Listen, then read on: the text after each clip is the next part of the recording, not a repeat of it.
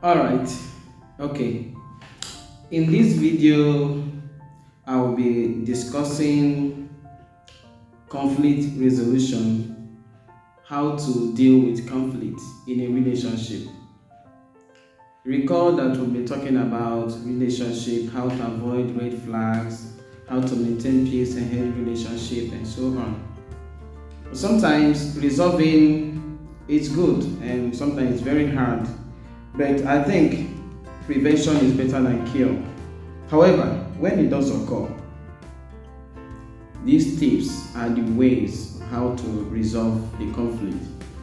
Resolving conflict in a relationship can be challenging, however, but it's important to address them in a healthy manner. It's important to address them in a healthy manner.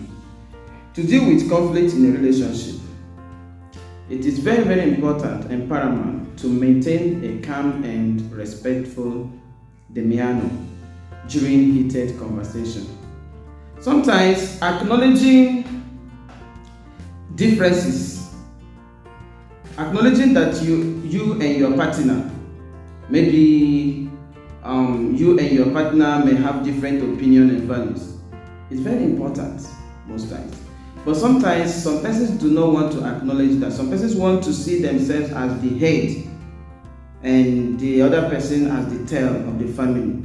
So once you acknowledge the fact that both of you are now one in a relationship, I think you are respecting each other and respecting boundaries. Recall that we discussed how to respect boundaries in a relationship, and if you've not watched or listened to that speech, go to our YouTube channel, and then please don't forget to like, comment, and share.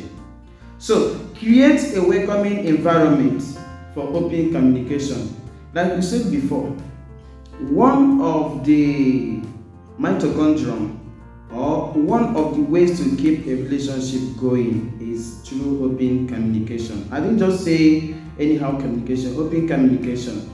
Talk more about your feelings and listen to your partner's perspective. Like when we talked about open communication, we also talked about active listening. Learn how to listen. So communicate openly. Talk about your feelings and listen to your partner's perspectives without blaming or attacking them. It's one of the ways to resolve conflict in a relationship. Get to the root of the problem. Sometimes some persons made an analogy that the way some group of individuals jump into conclusion is just like a way someone dives into a lake or ocean to swim. You see, so when you are being confronted with an issue or problem, check the root cause of the problem. Don't dive, don't be judgmental. Look sideways. Next one is watch out for arguments that stem from the need for control. Now look at it. Sometimes some persons do not know how to control their emotions. Avoid getting defensive or angry. Take a break if you can. Take a break. So you need to calm down. Take a break, calm down, and then come back and discuss with your partner. This may help you, and this will help your relationship going. Next one is consider if the issue is resolvable or not. Like, and I always say it, there is no issue that is not resolvable. It depends on the partners involved. Then find common ground. Look for areas where you can agree and work together. Now, this has happened, okay, let us strike a balance. It's normal. And when you do that, you are keeping your relationship going. And then you are not inviting intruders into your relationship, because when you invite intruders into your relationship, you are exposing your relationship to danger or marriage to danger.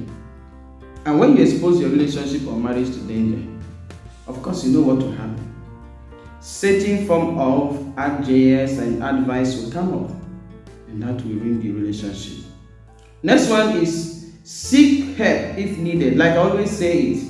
Now, if you continue to ask your friends, look, if what they're giving to you, you seem not to be working, look for professional. Look for a therapist. Like I always say it. I might not know it all, but the little advice I give to you, if you think it's not going to work out in your relationship, look for marriage counselor, a therapist that can resolve the issue. Remember that resolving issue or conflict takes time and effort from both partners. So it's not that this person will be trying to resolve or make the relationship work, and this one is just trying to put that both of you must come together and find a common ground to make the relationship going. So it's important to be patient when you try to resolve your conflict in your relationship. Be patient and then willingly to work together to find a solution that works for both of you. But if you think that is something you can do, you can't do it alone. So both partners need to join together and work to resolve the conflict. So next one is agree to disagree and choose your battles. Like we always discussed in the past. It's not everything you say, okay, now let me fight it out. No. Sometimes silence is the best answer. However, you can talk it out with your partner. Help each other. So to better navigate conflict, work to decrease the negativity in your conflict or in your discussion or in your relationship. And the last advice I will give, increase the positivity in your relationship. Don't always be doing left, right, left. Just always try to be dynamic. Don't be static at a point. If you think that this is no longer working, change to another form and see it working. Alright, and don't forget to like, comment, and share. Don't mind that I'm not putting on my cap today. It's actually a challenge. Someone called me and said, oh, why is that you always put on your cap while addressing or saying something that's so meaningful of this nature? I said, well, it's actually part of me it's actually part of my ways. Whenever I want to appear in any way, I put on my cap. So don't mind. It's not out of disrespect that I put on my cap to address you, no. But if it's something that is not normal, I think I will remove it. There's nothing wrong with my head. So it's just that it's part of my ways. So don't disregard whatever connotation or something, whatever reason you may attach to it. I think for me, it's part of my dress.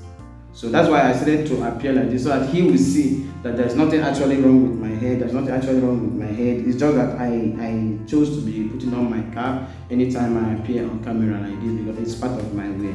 And please don't forget to like, comment, and share. Most importantly, subscribe to my YouTube channel.